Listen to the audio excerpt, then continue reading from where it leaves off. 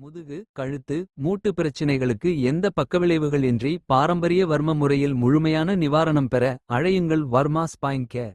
திமுக MP Kanimozhi அண்ணா அறிவாலயத்தில் செய்தியாளர்களை சந்திக்கிறார், பார்க்கலாம். நன்றி தெரிவித்துக் கொண்டோம். அந்த குழுவின் முதல் கூட்டம் இன்று நடைபெற்றிருக்கிறது.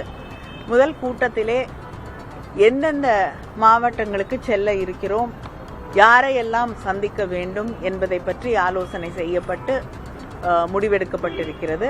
அந்த தேதிகள் விரைவிலே அறிவிக்கப்படும்.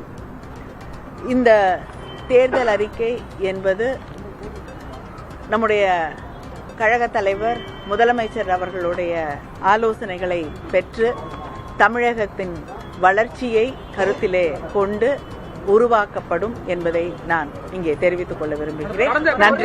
கடந்த தேர்தல் அறிக்கையில காட்டிலும் இந்த முறை இண்டஸ்ட்ரியல் டிபார்ட்மெண்ட் குறிப்பாக சுரேஷ் சம்பந்தன் போன்றவர்கள் அதிகமாக என்ன இளைஞர்களுக்கு வேலை வாய்ப்புகளுக்கு முக்கியத்துவம்?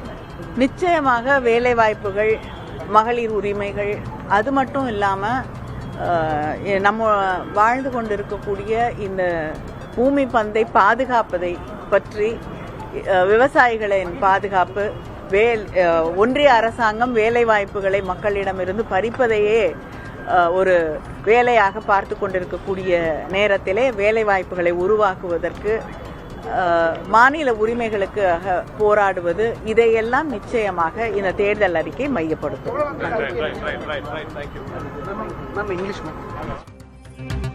தேர்தல் அறிக்கை தயாரிப்பு தொடர்பாக மாவட்டந்தோறும் செல்ல இருக்கிறோம் என்று தேர்தல் அறிக்கை தயாரிப்பு குழு சார்ந்த எம்பி கனிமொழி பேசியிருக்கிறார். சென்னை அண்ணா அறிவாலயத்தில் முதலமைச்சரோடு நடைபெற்ற ஆலோசனை கூட்டத்திற்கு பிறகு தேர்தல் அறிக்கையில் என்னென்ன இடம்பெறும் என்பது தொடர்பான விளக்கங்களை அவர் அளித்திருக்கிறார்.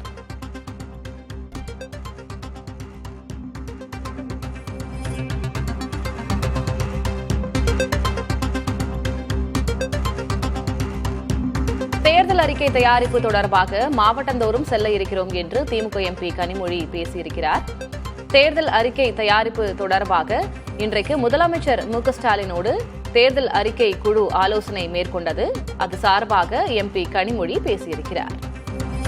முதுகு, கழுத்து, மூட்டு பிரச்சினைகளுக்கு எந்த பக்கவிளைவுகள் இன்றி பாரம்பரிய வர்ம முறையில் முழுமையான நிவாரணம் பெற அழையுங்கள் வர்மா ஸ்பைன் கேர்.